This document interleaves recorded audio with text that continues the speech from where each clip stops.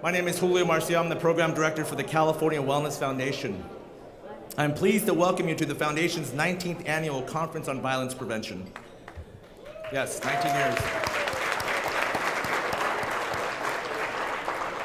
The Foundation continues to focus its violence prevention grants on services for and/or public policy work on behalf of young people ages 12 to 24, including those young people living in communities with high rates of violence, those currently or formerly gang affiliated, and young people that are currently or formerly incarcerated. Today's conference explores a wide range of current and emerging practices and policy issues critical to supporting these young people. This year, the conference is bringing together more than 300 individuals from 220 organizations representing 63 different cities. Today's strong participation is a testament to your extraordinary efforts and the great work of many critical partners. The conversation we've gathered to begin and the work that we must advance could not be more urgent. And we all can be encouraged that so many state, local, and community leaders, as well as professionals and healthcare providers, law enforcement officials, children's advocates, researchers, practitioners, and even a few young people have taken the time to be here and to discuss how we can reduce violence against young people in California. This conference provides a critical opportunity to highlight, to celebrate, and hopefully to replicate the extraordinary progress that's been made to illuminate the significant decrease in violence against young people since 1991. It's also our chance to reaffirm our commitment to the goals that we share, protecting young people in need and at risk, and strengthening our approach to addressing one of the greatest public safety and public health epidemics of our time, violence against young people. For all of you, I hope that today will provide ample opportunities to learn, share, and network. Now, to welcome you on behalf of the Foundation, I am pleased to introduce the California Wellness Foundation's President and CEO, Mr. Gary L. Yates.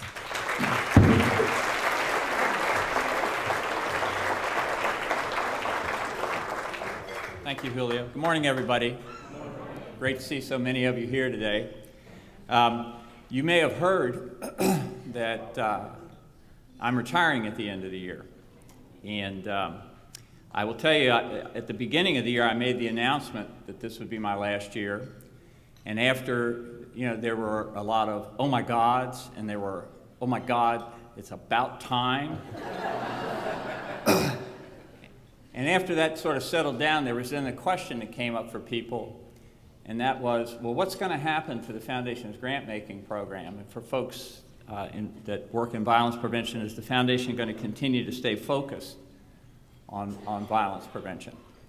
And I want to let you know that the Board of Directors some time ago made a decision that the Foundation will continue its responsive grant-making through the year 2014. And what that means is that violence prevention and the other issues that we currently prioritize will stay as part of the Foundation's grant-making focus through that time. So for those of you that were worried about that, you can start worrying about it in 2015. A couple things about me in retirement. I worked my first job that paid into Social Security when I was 17. I know this because when I get my Social Security statement, it's right there. And I remember it well. It was a laborer at the brick plant in Winchester, Virginia. I even remember the wage, which was $1.15 an hour, the minimum wage of the time. And I'm 67 now. So in the old math, that's 50 years, or another way to put it is half a century. And I have worked every single year since I was 17. That's enough for me. I am looking forward to spending more time with my wife and my 5 adult sons and my 3 grandchildren, and a 4th is on the way this week. Baby Emma will be there.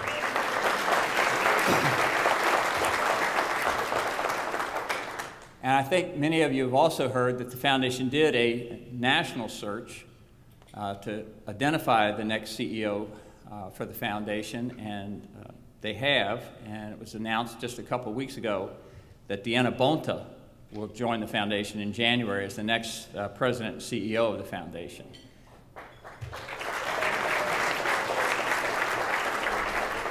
I've known Deanna since she was the head of the Long Beach Health Department. She has served as the director of the State Health Department in Gray Davis's administration. She is an outstanding executive, tremendous experience, a great public health professional.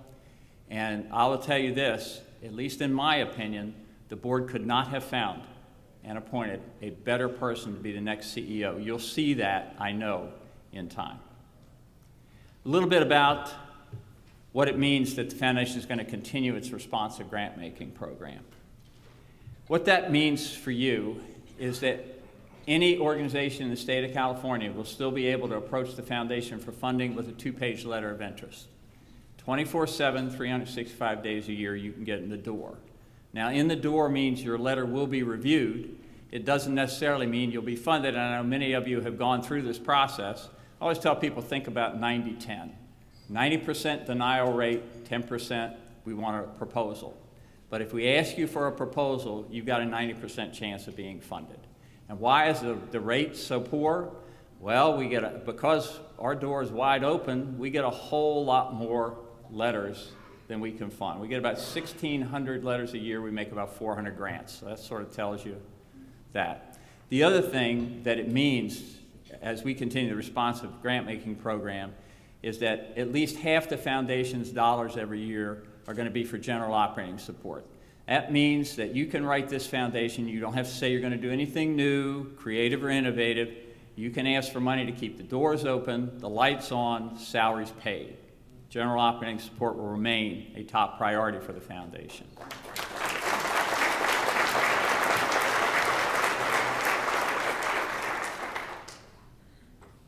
A couple of other things that the responsive grant-making program and its continuation mean for you. One is that we trust you, that once you receive a grant from us, you're not going to be heavily monitored. I know you guys see Julio in the beginning of a grant. You probably never see him after that. Remember this, people ask for him to come visit them all the time after they have a grant, me as well. He's one person. He funds all the way across the state, as far north as Ukiah and beyond, and all the way down south to the Imperial Valley and out to Needles in San Bernardino County. He can't be everywhere and he can't go everywhere. But even if we could, we don't do that. We ask you for an annual report, and that's our way of seeing you're doing what you said you would do. It also means that we'll continue to make multiple year grants up to 3 years. And finally, that when you sit down with us, and in this case with Julio, to negotiate your final grant objectives, we're going to lean on you about what those objectives should be instead of us, because we respect you as the people who know how to do the work you do. I learned a long time ago in this business that nobody working in a foundation knows how to do your work better than you do. So all of that stays in place for you. Now, let me say a couple of things about the violence prevention work of the California Wellness Foundation. You know, we first identified violence prevention for young people as the #1 major first grant-making program at the California Wellness Foundation in 1992. And Julio mentioned at that time, the leading cause of death of young people in the state of California was gun violence. I said back then, I say it today, that's not only a travesty, it's a terrible tragedy. And there was no excuse for it. Now, this foundation was just getting started, and it's a health foundation. Our mission is to improve the health of the people of California. And when we announced that we were going to focus on violence prevention, I will let you know that many of our colleagues in the philanthropic world thought we'd lost our minds and couldn't understand why we were going to focus on something like that. The idea that violence was a public health problem, that the injury and death associated with violence was a health issue, was not well understood at that time. I think people get that now, and you see many public health departments in the state having a focus on it. At that time, there was only one. Larry Cohen was at that health department. It was his program that focused on violence prevention. And I look back over the last 19 years, and I've seen a lot of people that I met in 1993 at the first Violence Prevention Conference. I saw some last night to say hi with, and again this morning. I just shook hands with Greg Boyle. And in 1994, at the second Violence Prevention Conference, he was the keynote speaker, so I guess it took another 18 years to get you back up here. But it's like deja vu all over again.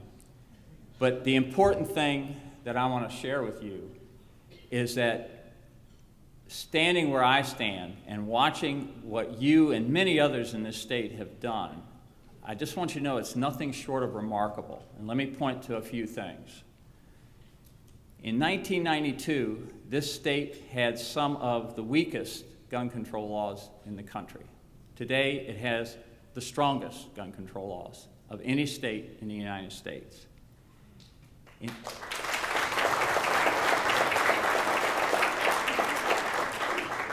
1992, the state government here in California put about $8 million into anything that could be called youth violence prevention.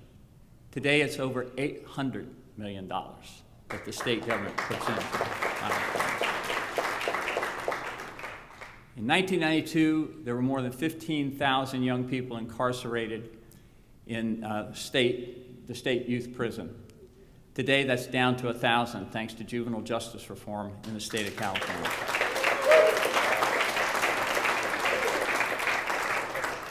And most importantly, the number of young people being cut down every year in this state by gun violence has been cut by more than half over that period of time. That means, and this is what is most important to me, that means that there are thousands of young people alive today who would not have been if that trend in 91 and 92 had continued. That's a testament to many of the people in this room and their work and many others around the state of California, and you should acknowledge yourself for that.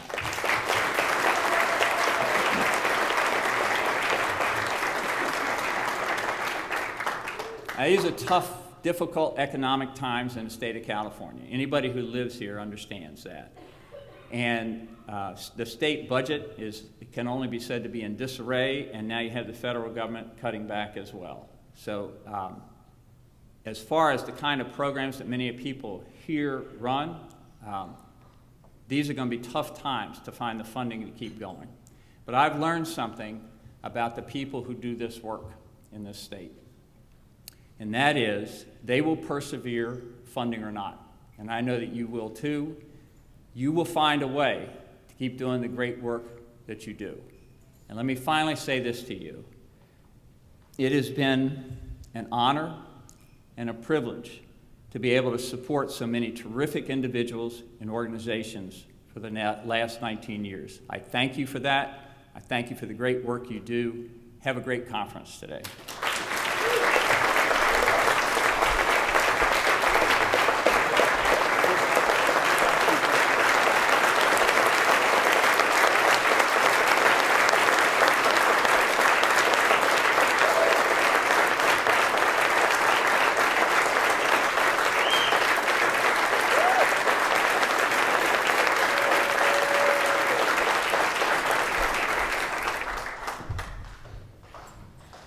I'm going to bet that this is not going to be the first ovation he gets.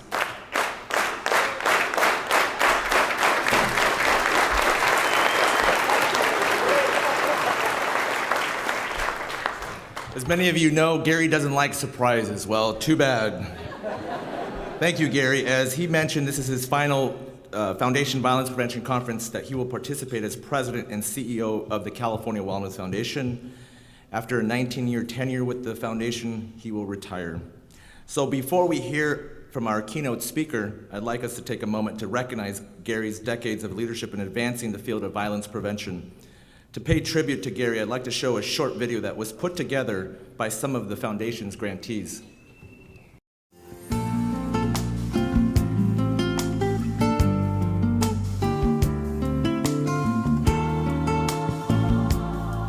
Gary Yates. Can't say enough about you.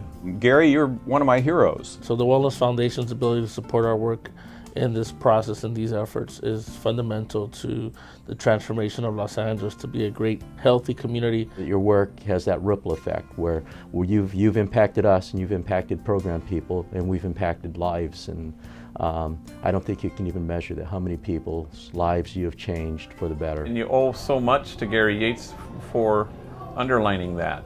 The impact of the Violence Prevention Initiative is still felt strong in California, and your continued commitment to violence prevention is so important and makes such a difference. So the Wellness Foundation was one of the first foundations to step in with a common agenda, bring people to the table, and unite people. The investment of faith and hope that communities, given the opportunity, can be the answer to the questions that perplex the world. Gary, I want to thank you and the Wellness Foundation for making violence prevention an issue. A tremendous impact on these kids' lives, on the lives of everybody that was involved, and we owe that to Gary Yates. We want to thank you so much for both helping in the community, funding the grassroots, fighting the good fight, and on top of that, presenting an example of leadership that will stay in all our minds forever. In terms of support, being there, and just letting us know that we have others who really believe in what we do. I can't think of anybody who's had a greater singular impact on this issue in the state of California than Gary Yates. When I got the email announcing that you were going to retire, I wrote you back and said, "You're too young to retire and you're too opinionated." It was a family atmosphere, and that's what I definitely remember a lot about Gary. He'd be at all the conferences. I remember on multiple occasions, you know, being able to engage with him. He'd sit down at our table, he'd just, you know, for whatever, but he was always approachable. You really taught me what it meant to have a public health perspective and not look at this as a unsolvable problem, but to look at this as a solvable problem. I wish you well in retirement. I'm sorry to see you go. I want to wish you the best. We're all going to miss you, and I thank you for the legacy that you leave. And I really, from the bottom of my heart, want to thank you, Gary. And we look forward to all your nuggets of knowledge that you can now have the time, hopefully, to put down on paper and share with us all the lessons of the work that you've had here as a leader of the California Wellness Foundation. And we wish you all the best, joy and peace that you've brought to so many communities here in California. And thank him for all the years of support. Thank you. Thank you. Thank you. Thank you. Thank you. Thank you. Thank you. Thank you. Thank you. Thank you very much. Thanks, Gary. Thank you, Gary. Happy retirement, Gary.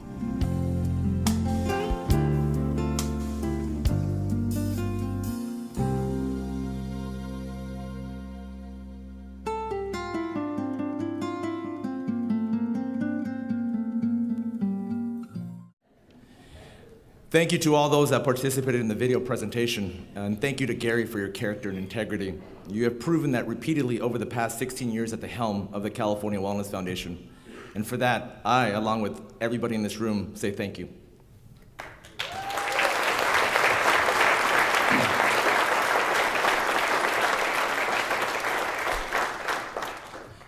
Now, let me introduce our keynote speaker, Father Greg Boyle.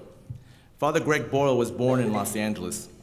After graduating from Loyola High School in 1972, he pursued Jesuit studies and was ordained a priest in 1984.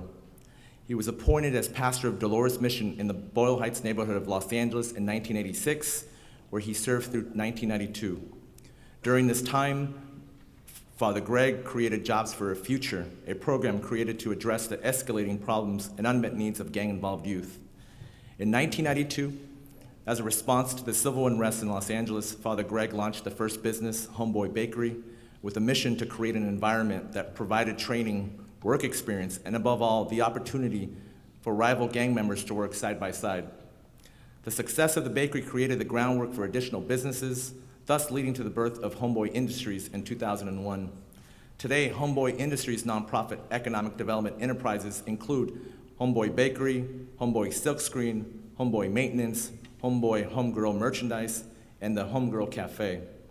Still, the challenges are enormous. Father Boyle recalled last week in his office that he buried his 179th victim of street violence just 2 weeks ago. As you can imagine, the work continues for not just Father Greg, but all the folks that he provides service to. With that, please join me in welcoming our keynote speaker, Father Greg Boyle.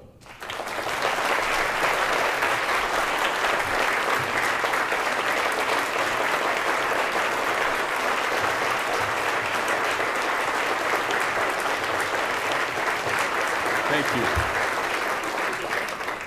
Thank you very much. Clergy always put their watches here and then they proceed never to consult it for the rest of the talk. The poet Mary Oliver writes, there are some things you can't reach, but you can reach out to them, and all day long.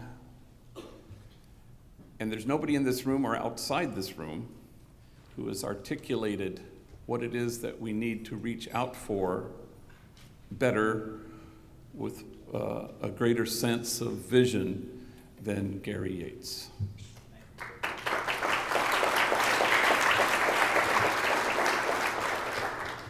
A thing that I've sort of discovered lately is that humility changes the world and hubris keeps it from changing.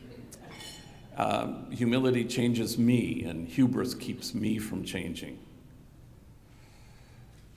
I don't know if you could find a foundation anywhere in this country with greater humility than the California Wellness Foundation. Humility asks this question: what do you need? How can I help? Hubris says, here's what your problem is, and here's how you fix it. Nobody in this room or outside of it has ever heard Gary Yates or the California Wellness Foundation tell you what you need to do. They just ask those questions. What do you need? And how can we help? So all of us express one more time great gratitude to Gary Yates.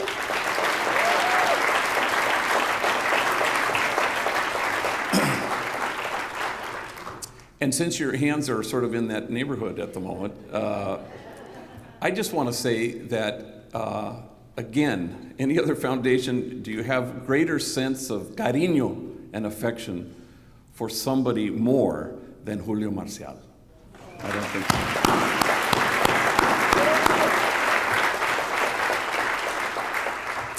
So that's all I have to say. You know, I want to apologize because a lot of you have heard me before, and not just whatever it was, 10, 15 years ago, or whenever I spoke, 18 years ago. You know, it happens that we bump into each other and we've heard each other speak, and sorry. It happens. I was at a foster grandparents gathering, their huge gathering in LA. I had spoken at it the year before. I don't know why they invited me 2 years in a row, but there you had it. And a grandmother came up to me. I think she liked the talk. She had big tears in her eyes, and she grabbed my hands and she said, I heard you last year. It never gets better.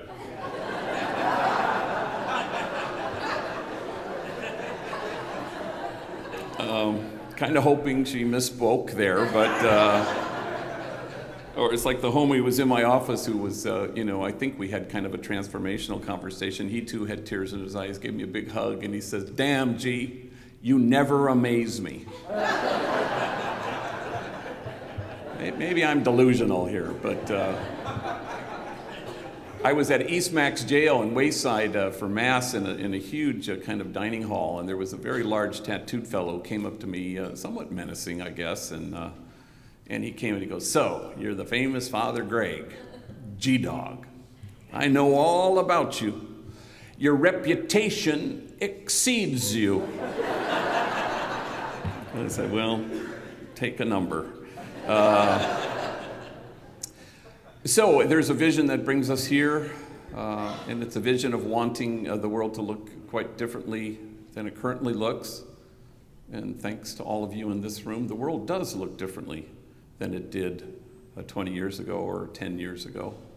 We've cut in half all the things that brought sadness to our communities, and we still have long to go. But there's the vision of wanting the world to look differently.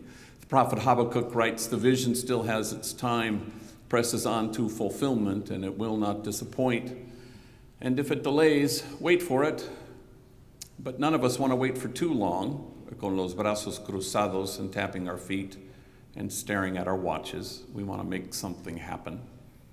I know when Julio asked me to do this, you know how they always ask you to give a title, and I apologize for the title I have in my book, in your folder there. It says something, barking to the choir, and then whatever else it says, gangs and community health or something. And I don't know, it was something that occurred to me at the time. I think if I write another book, I think I may title it that. It came from a homie who I was talking with, and we were kind of getting into it, having this deep conversation. And I wasn't pointing my finger at him, but I was trying to help him put his finger on it. When he stopped me and he said, "Gee, you're barking to the choir." And I like it as sort of a combo burger, because it's obviously barking up the wrong tree, and it's preaching to the choir. And I kind of think that's where we're called to be at this juncture in 2011 in our efforts to create communities that are healthier than today than they were yesterday. That we're the choir, we've been there, done that, we like what we do, we're invested in our strategies, we want to evolve still, we want to ask ourselves, what do we think we're doing? And that's a good, healthy thing to do, always. But we also need to, bark up the wrong tree. We need to reimagine what things are supposed to look like. We are supposed to challenge the bottom line and invite people to stand with those who line the bottom.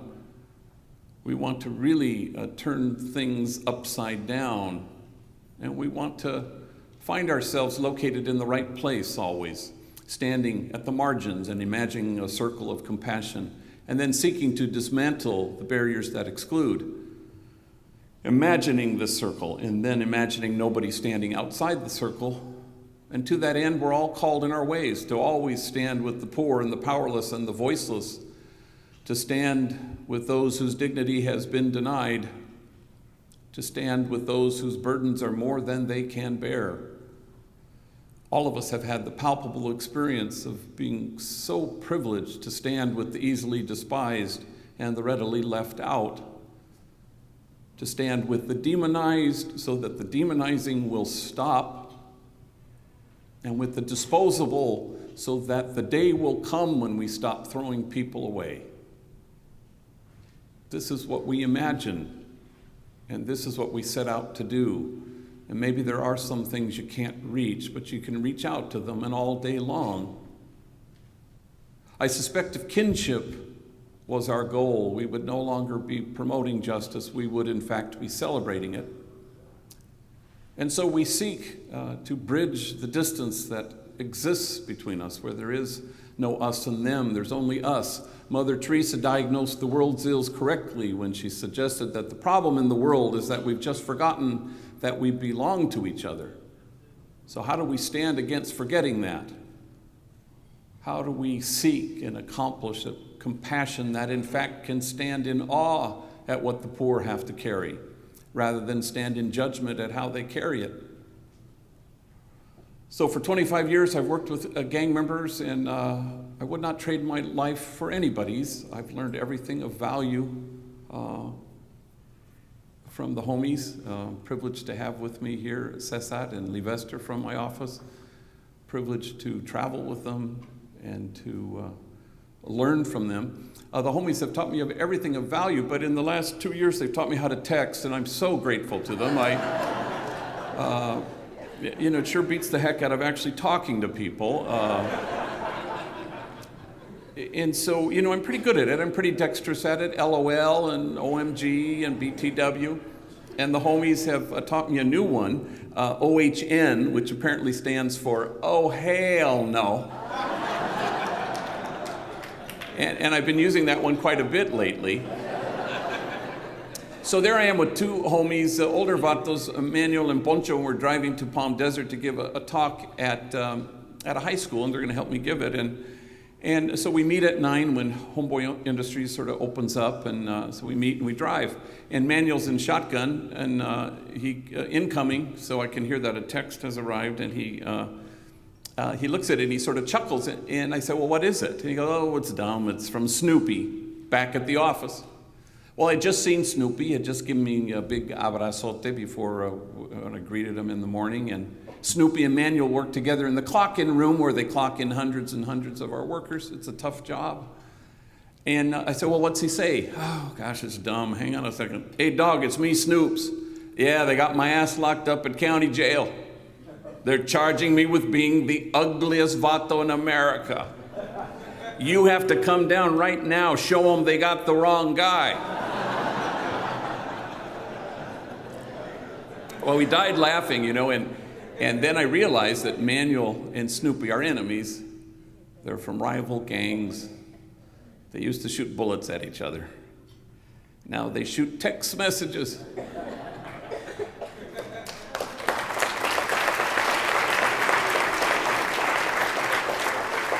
And there's a word for that, and the word is kinship. How do we bridge what divides us? How do we obliterate once and for all the illusion that we're in fact separate? We do a lot of things as people, good things, but sometimes we stop short. Sometimes we're on the brink of a message and we don't get to the heart of it. Service, you know, service is undoubtedly a good thing, but service is the hallway that leads you to the ballroom. You want to get to the ballroom. The ballroom is where kinship is. No kinship, no justice. No kinship, no peace. I think that in this effort that we've been all privileged to be a part of with Gary and the Wellness Foundation at the helm, we've discovered that there is strength in this room. There's strength in our union. There's strength in our kinship. But service is a beginning, but it doesn't get us to the place we want to be, where there is no us and them. There's even distance in service provider, service recipient, and we want to bridge even that distance to arrive at some kind of mutuality. One of the great privileges of my life was knowing Cesar Chavez, and I remember a reporter had commented to him, said, "Wow, these farm workers, they sure love you." And Cesar shrugged, and he smiled, and he said, "The feeling's mutual." And that's what we want to get at, is a mutuality in kinship, a place that we can enjoy and celebrate. There was a homie at Homeboy Industries. Nobody got more jobs through us, and it takes what it takes, like in most recovery, for somebody to kind of, for it to kick in, you know. But this guy Cesar, everybody called him Dreamer. He grew up in the projects where I was pastor, and we'd find him a job and either in our businesses or in the private sector, but he'd always sort of gravitate back to vague criminality, you know, and leading me to discover again and again that no amount of me wanting that guy to have a life is the same as that guy wanting to have one.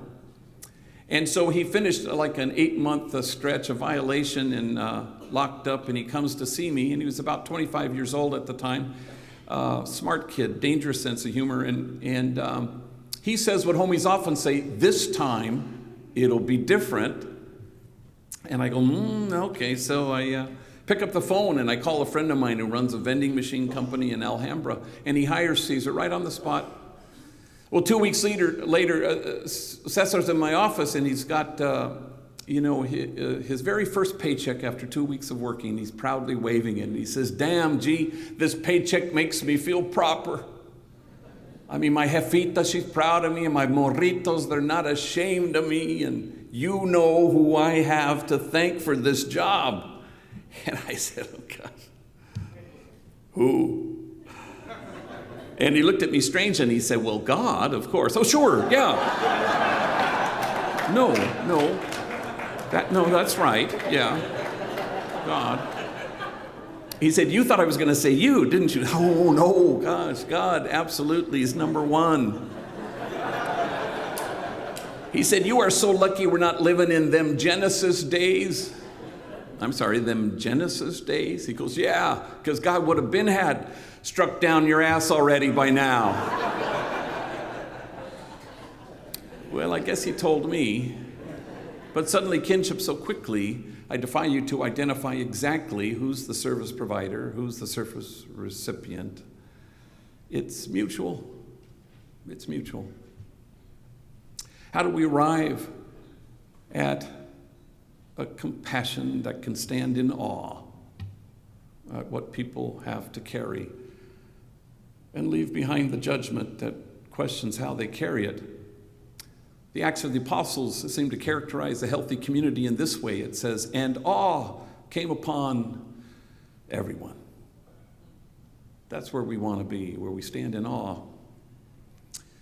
Recently, I gave a training in Richmond, Virginia to 600 social workers. I brought 2 homies with me, Andre and Jose, guys who work for me, African-American gang member, Latino gang member from different barrios, barrios that aren't on good terms.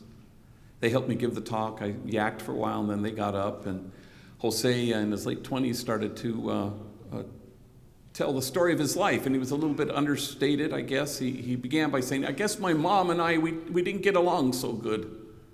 When I was really, really tiny, she looked at me and she said, why don't you just kill yourself? You're such a burden to me. And the whole audience gasped. And then he said, it sounds way worser in Spanish.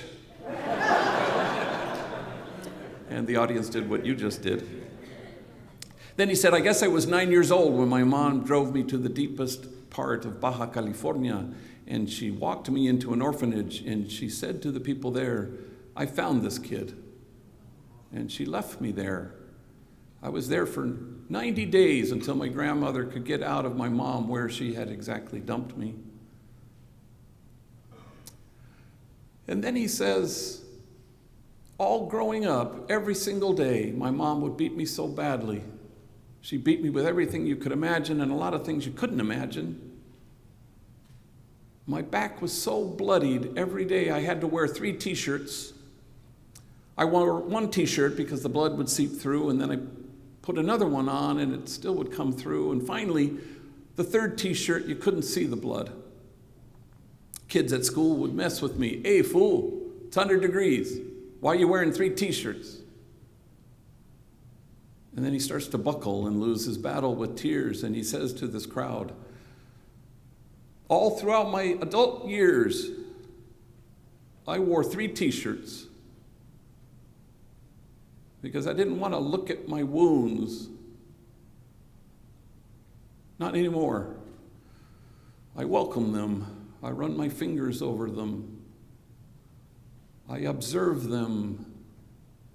They are my friends. Then he starts to cry, and he says, at Homeboy Industries, I discovered that you can't help the wounded unless you welcome your own wounds. And awe came upon everyone. Humility changes the world. Hubris keeps it from changing.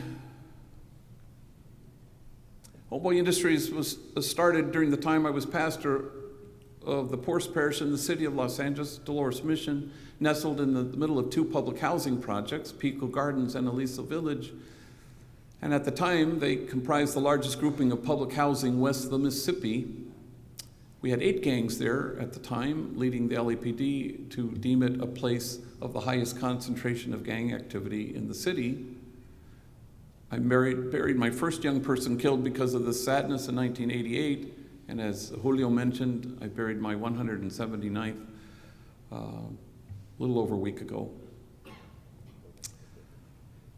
So we did a lot of things to begin with because we tried to listen, and we listened and discovered that there were middle school, junior high age kids who had been given the boot from their homeschool gang members, so they were wreaking havoc and selling drugs and were quite violent. So I went out to them and I said, if we found a school that would take you, would you go? And to my surprise, they all said yes. And then I couldn't find a school that would take them. So we were forced to really start our own, so we threw the nuns out of the convent, and then and we turned it into a school. They went willingly, I might add, And so that brought gang members to the church, and this upset the apple cart a little bit, because aren't churches, after all, supposed to be hermetically sealed, good people in and bad people out, and this was a challenge. And then gang members, because we wanted to listen to them and not tell them anything, we wanted to say, what do you need and how can we help? And they said, if only we had jobs. And so myself and the women in the projects, we marched around the factories that surrounded the housing projects in search of felony-friendly employers. And that was not so forthcoming. So by 1992, we said we really can't wait any longer.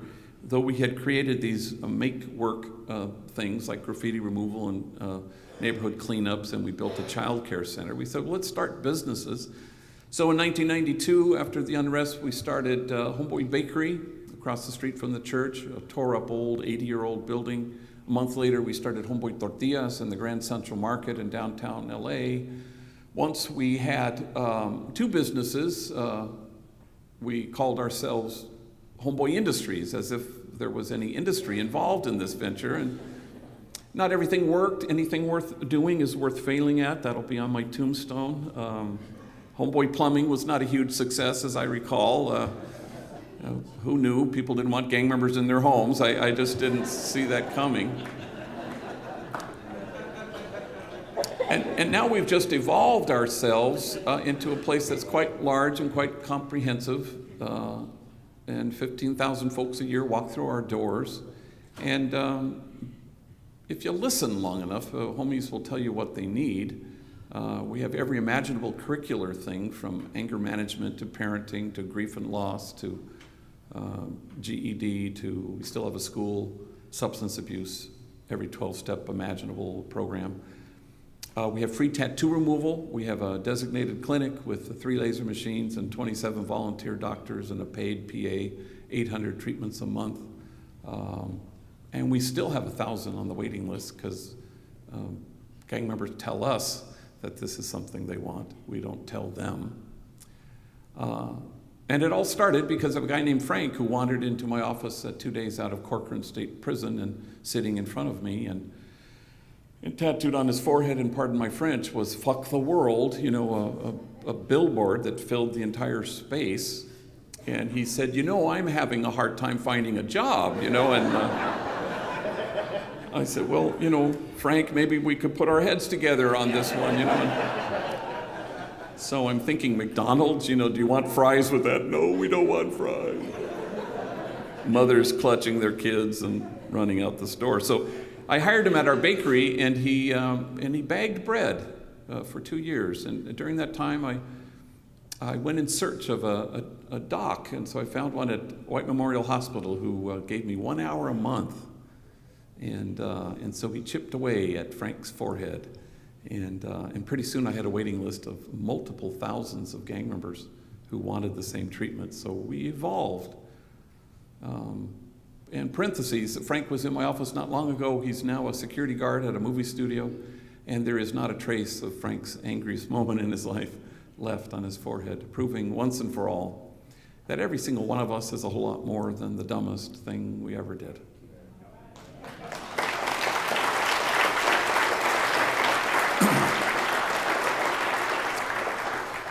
And we have a huge mental health team at Homeboy Industries, and everybody's in therapy, which is kind of interesting over the years. I remember, you know, the first 10 years, solid 10 years, trying to get homies. It was clear that this was a trauma-impacted family. Trying to get the homies to, it might help to talk to somebody. I ain't crazy. And you just couldn't do it. You couldn't get them to see somebody. You couldn't get them to be in a group. I stopped trying. Until one night I was called to an emergency room, and there was this kid, Gumby, who called me.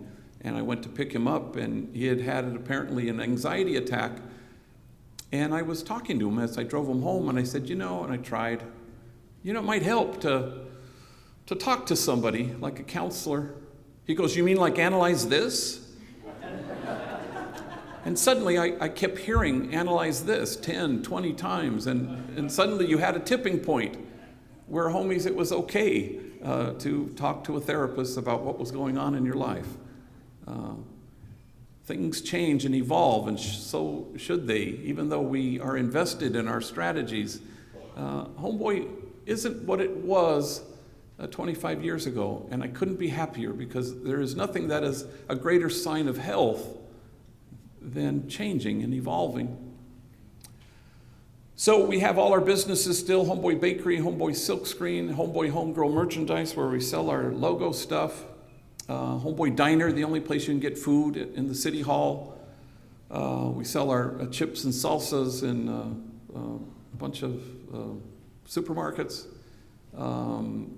Solar panel installation training program, which is quite successful.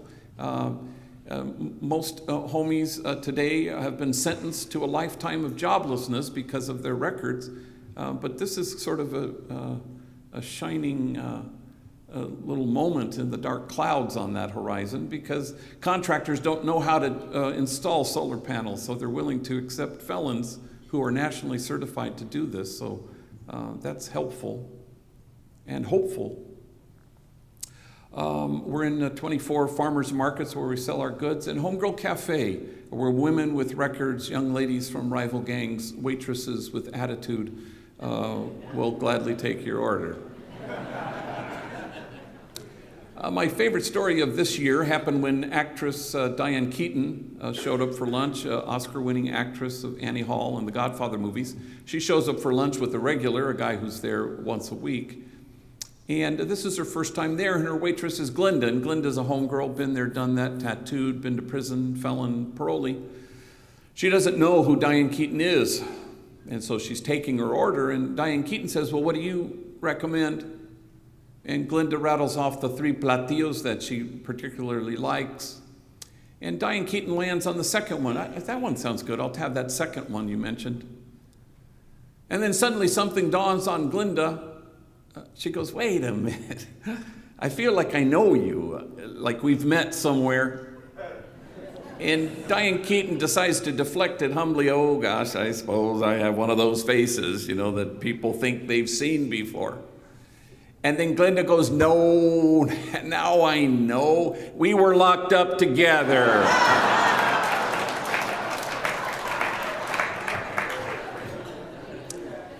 That just took my breath away, as I recall.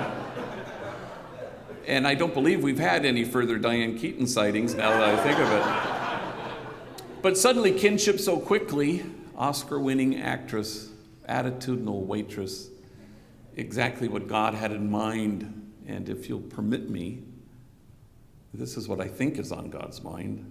It comes by way of Jesus, who says quite clearly, that you may be one.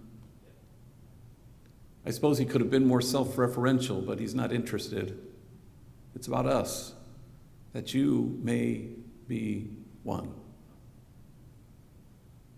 We have to aim high in the work that we've chosen to do. We cannot settle for the pragmatic and the stuff that we can easily achieve. And honest to God, if Gary Yates has taught us anything, it's to reach out for the things that maybe you can't reach. We aim high, we articulate something that's huge, and we participate in a larger love. And kinship is it, that you may be one. All of us are called to be what Alice Miller, the late great child psychologist, calls enlightened witnesses, people who through your kindness and tenderness and focused, attentive love return people to themselves. We never hold the bar up and ask people to measure up. You just show up and you hold the mirror up and you tell the truth, knowing that your truth is my truth and my truth is a gang member's truth, and it happens to be the same truth. And here's the truth, and I'm glad you're sitting down. You are exactly what God had in mind when God made you.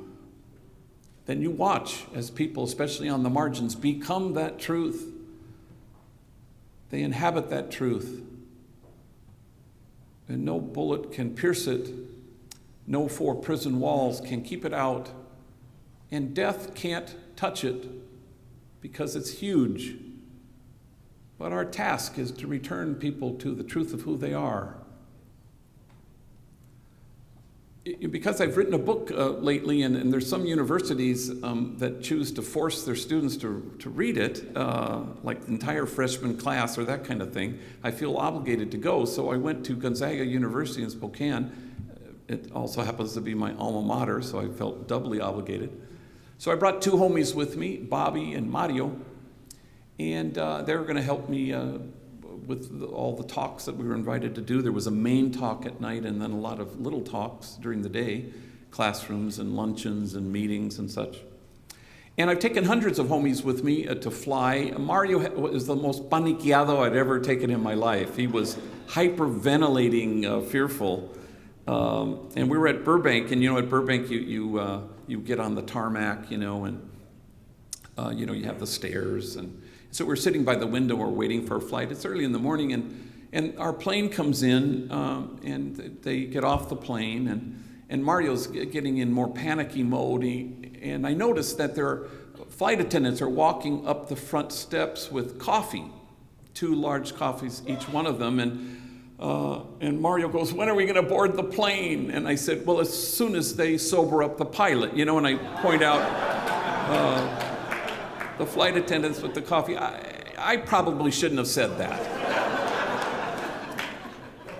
So we fly, and I should tell you that Mario is one of the most tattooed people at Homeboy Industries, just thoroughly covered his face and sleeved out. But it was the first time I'd ever been out in public with him, and I was just astounded at how people treated him. People literally would move to another side of the, in the terminal, and mothers would vaguely sort of clutch their kids, and it was really quite eye-opening for me. We were on the plane, and even the flight attendants would sort of recoil every time they saw him. It was really quite physical. And I should tell you that Mario is one of the kindest, most gentlest gang members I've ever known.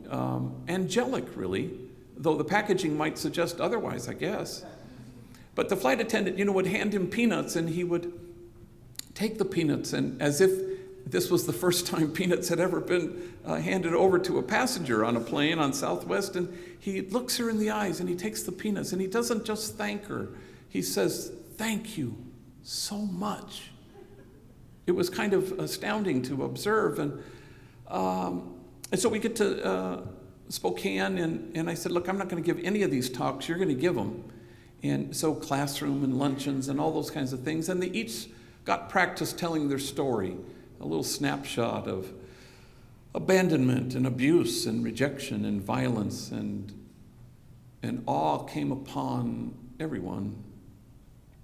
Then that night was the main talk, and there were 1,000 people packed into this hall, standing room only, people sitting on the floor, in direct violation of the fire code. It was really quite packed, and so I gave my 45-minute thing, and then I had them come up, which they didn't know I was going to have them do, and they were, especially Mario, was quite shy, and they gave their little 5-minute snapshot, and then I wanted them to be part of the Q&A, and so I asked this woman, she was up in the front, "Yes, ma'am.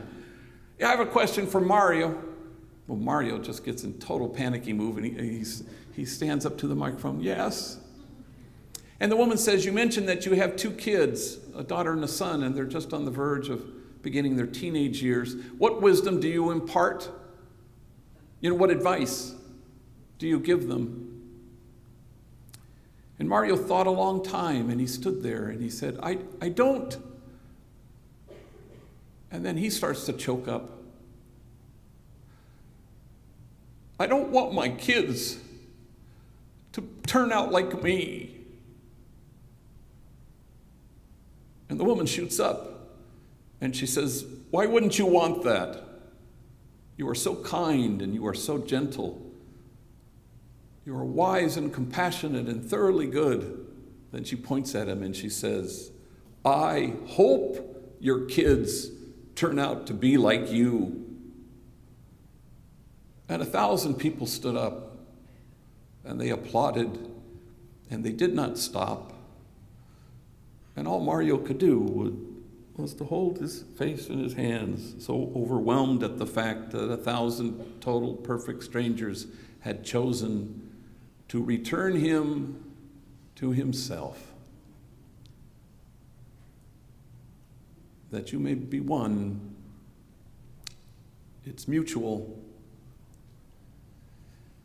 But there's nobody in this room that doesn't have the palpable experience of having to dismantle messages of shame and disgrace that get in the way. The great scripture scholar Marcus Borg says that the principal suffering of the poor throughout history, and certainly throughout scripture, is shame and disgrace. And so we have to kind of do our work and dismantle. I used to say I was in over 20 detention facilities where I would do services as a priest, and now it's been reduced to about 15. All the youth authorities have left us, at least in Southern California. And I go out and say masses out in the boondocks in camps, for example, a couple of them back to back. And then I have to race back to Dolores Mission because I've been there for 25 years. I get asked to do stuff. So my Saturdays always look the same, 1 o'clock baptism, 2 o'clock quinceañera, a 3 o'clock wedding, 4 o'clock exorcism. Just checking to see if you're still listening to me. So I've never done one of those, but I raced back this one day, and it was 20 minutes to 1, and so it was in the early days when our office was on First Street, so I said, well, I'm going to go check my mail. I've got 20 minutes. So I went there, contento, feliz, all by myself, reading my mail. When all of a sudden this woman barges through the door, I find out her name is Lisa. She's 34 years old. This is the first time she's ever stepped foot in my office. Well, everybody's seen her around. She's kind of a street person, heroin addict, prostitute, gang member, tattooed, felon, parolee. She's something of a famous peleonera and a gritona. She's always screaming or fighting. You can hear her scream every day, being tossed out of the bar next door, screaming at the guy who tosses her out. You can hear her screaming into payphones on First Street, just let me stay tonight, pleading with family members or friends. And this is the very first time she's decided to step foot into my office. And now I notice that it's 6 minutes to 1 in my 1 o'clock baptism. She comes barreling through and plunks herself down, and she launches right in. I need help. Ooh, I've been to like 50 rehabs. I'm known all over nationwide. Went to Catholic schools all my life, she says. I graduated from elementary. I even graduated from Sacred Heart High School in Lincoln Heights. And then she gets quiet and still. And she says, in fact, the first time I ever used heroin was right after I graduated. And I've been trying to stop since the moment I began.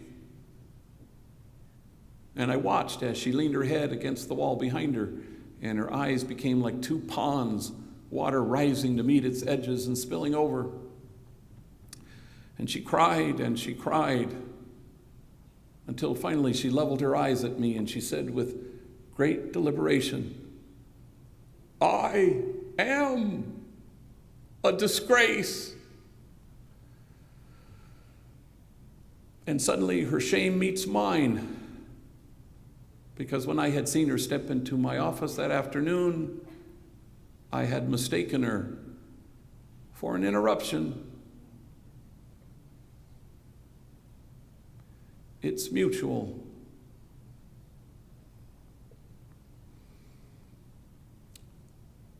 Nobody in this room has ever met a hopeful kid who joined a gang. It has never happened in the history of kids. It has never happened in the history of gangs. Hopeful kids don't join gangs. All of us in this room know better than anybody that this is about a lethal absence of hope. We all know that no kid is seeking anything when he joins a gang, no matter what he tells you. Always fleeing something, always, no exceptions. Gangs are the places kids go when they've encountered their life as a misery, and who doesn't know by now that misery loves company?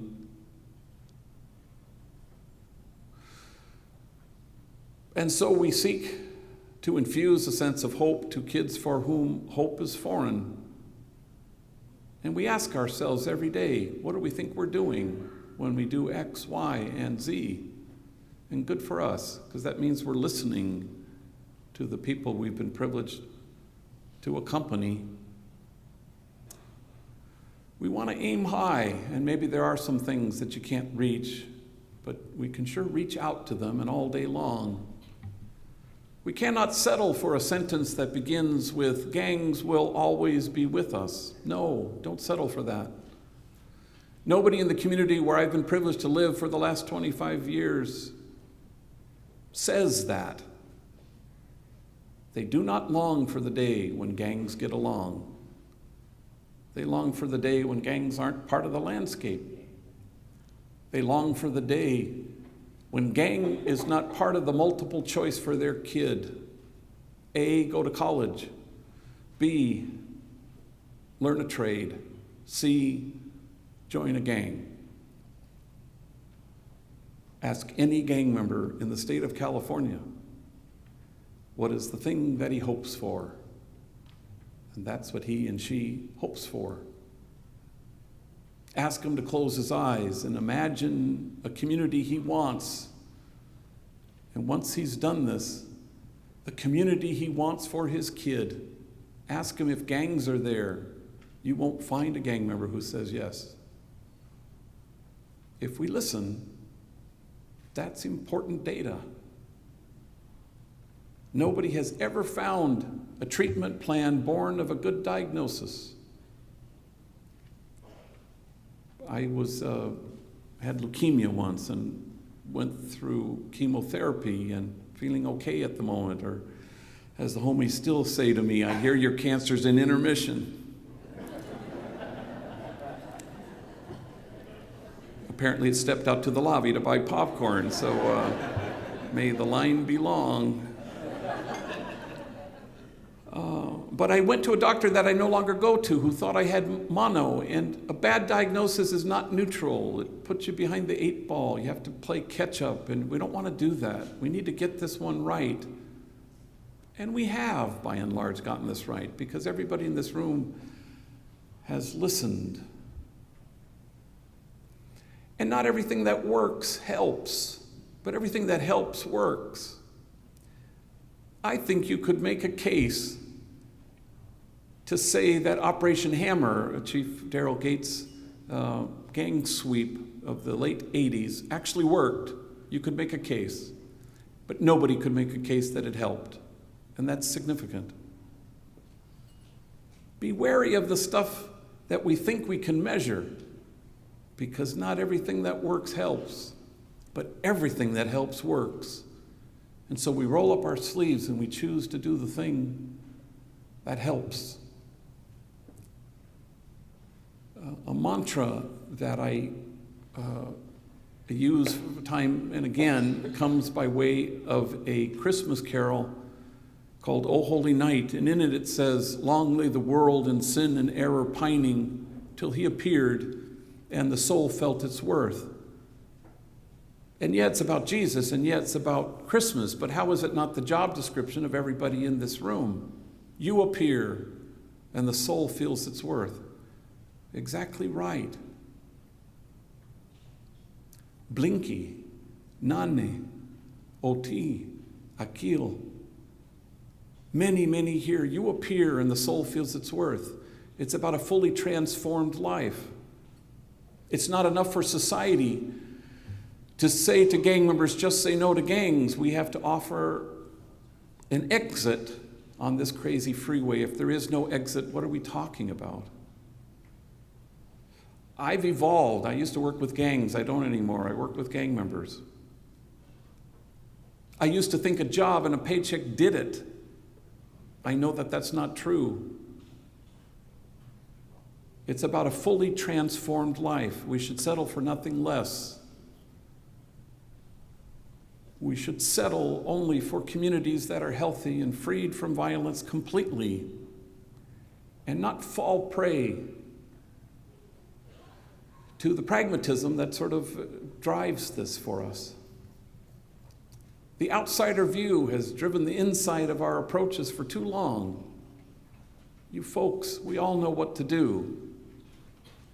And again, Gary Yates honored who we are by telling us, you know this better than anybody, and that's true. That's what humility looks like. And the soul feels its worth because you've chosen to do very specific things, stuff that helps, even when we're lured by the thing that maybe works, but doesn't help. No homie in all of my experience resisted more of my offers of help than a kid named Bandit He grew up in Aliso Village housing projects, a gang member, a drug dealer. I would ride my bike in the middle of the night into the projects, and I would see him there running up to a car selling crack cocaine, and he'd walk away counting his money, and then he'd see me, and I would hope that he would be embarrassed, but he never was. And I'd say, "Hey, how about a real job?" And he was very polite. "Well, thanks, G. I'm okay, though." Until one day, 15 years ago, Bandit shows up in my office, and I couldn't believe my eyes. I said, "Y ese milagro?" And he says what homies often say, "I'm tired of being tired." So I walk him to one of our 4 job developers, and as luck would have it, they locate an entry-level, unskilled, low-paying job, a first kind of job, in a warehouse. Now, cut to today. Bandit is el mero chingon of the whole warehouse. He's the shot caller. He's the supervisor of all the supervisors. He's married. He owns his own home. He has 3 kids. Well, I hadn't heard from him in like 2 years, and no news is good news with homies. And he calls me on a Friday afternoon, kind of breathless and panicky. He says, "Gee, you got to bless my daughter." I said, "¿Qué pasó, mijo? Is she sick or is she in the hospital?" And he goes, No. On Sunday, she's going to Humboldt College. Imagine my oldest, my Jessica. She's going to college. But she's a little chaparrita, and we're afraid for her, and that's way up north, and, we're just afraid. Do you think you could give her a blessing before she goes? And I go, "Sure, are you kidding? I'd be honored." I said, "Look, tomorrow's Saturday. I have an exorcism at 1. Why don't you come at 12:30, and we'll do a send-off." And sure enough, Bandit shows up, and with his wife and 3 kids, including tiny little Jessica, headed to Humboldt. And so I say, "Well, let's stand in front of the altar, and let's encircle her with our bodies and our love. And everybody touch her, connect to her, grab her arms, put your hands on her shoulder, put your hands on her head, go ahead." And I say, bow your heads and close your eyes. And as the homies say, I do a long-ass prayer. I go on. And somewhere in the middle of this prayer, I notice that we've all become chillones. We're all sniffling. We're all crying. I don't know why we're crying, except for the fact that Bandit and his wife do not know anybody who's ever gone to college except me. Certainly nobody in their families. So, we wipe our eyes and we laugh about how mushy we got. And to change the subject, I look at Jessica. "Hey, so what are you going to study at Humboldt College?" And she was very quick. "Forensic psychology." I go, "Damn, forensic psychology." And Bandit chimes in, "Yeah, she wants to study the criminal mind." And Jessica, very deadpan, looks at her father and does one of these, and he sees her and gets the joke and says, "Yeah, I'm going to be her first subject." So we walk out to the car in big abrazos, and everybody piles in the car, but Bandit hangs back, and I'm glad he has. And I said, "Hey, can I tell you something? I give you credit for the man you've chosen to become, for choosing to walk in your own footsteps. I'm proud of you." And his eyes well up with tears, and he says, "¿Sabes qué? I'm proud of myself. All my life, people called me a lowlife, a bueno para nada, a good for nothing. I guess I showed them." I said, "Yeah, I guess you did." And the soul feels its worth. And so all of us choose all over again to reach for the thing that we think we can't reach. And we stand out at the margins with the demonized so that the demonizing will stop. And there's nobody in this room who hasn't been told that you are wasting your time. But the prophet Jeremiah writes, "In this place of which you say it is a waste, there will be heard again the voice of mirth and the voice of gladness, the voices of those who sing." And so we choose all over again in each other's privileged presence to make those voices heard. Last story. and I'll let you network.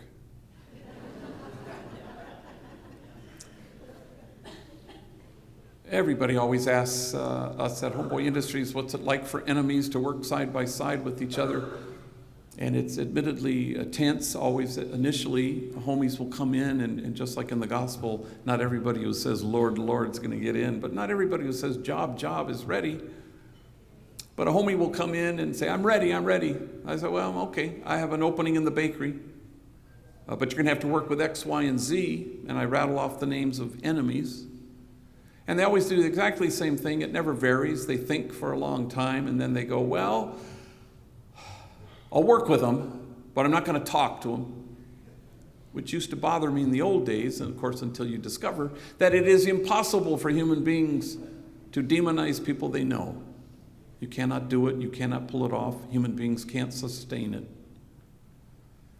So this one day I had a little tiny homie named Youngster. Everybody called him Youngster, and I walk him into the silkscreen factory, which is our biggest, most successful business, about 2,500 customers.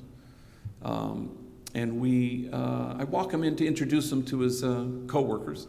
And so I'm watching Youngster as he shakes hands and looks in the eyes of every single worker he's about to work with, including enemies, shakes their hand, looks them in the eye. I thought, good for you.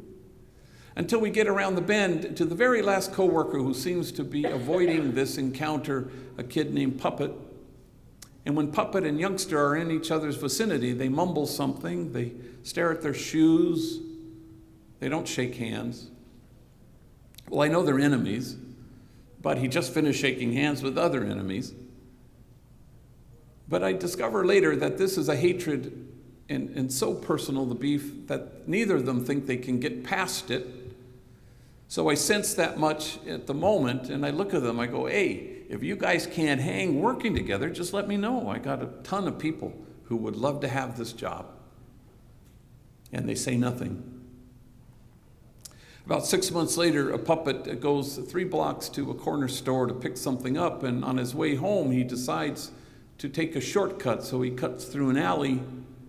And because of this unexpected detour, he's suddenly surrounded by 10 members of an enemy gang, 10 against 1.